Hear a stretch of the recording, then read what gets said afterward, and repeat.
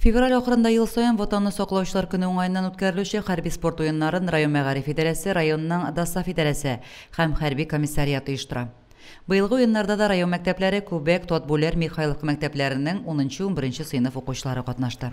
Один шаг для вооруженных сил Российской Федерации, разборка, сборка автомата, стрельба и так далее. Потом, то есть заранее подготовили мы наших молодежь к вооруженные силы. Bu endi o'quvchilar uchun bik foydali deb aytырга kerak.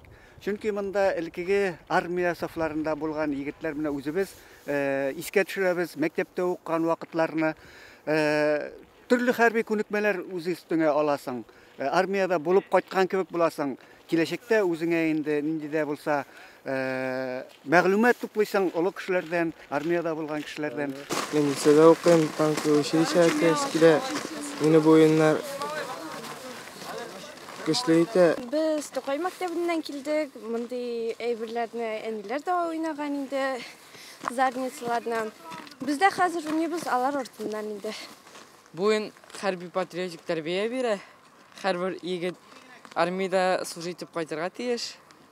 Ожаганда 6 команда составында 60 укучы катнашты. Алар оннан артык уен спорт ярышлары, викториналар, төрле сынауларны үтәргә тиеш иде. Мондый чараларда алган күнекмәләр киләчәктә бигрәк тә армиядә хезмәт иткән егетләребезгә кирәк булачак.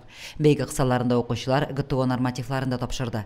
Лилия Шәймиева, Динар Нуретдинов, Мөслим телевидениесе.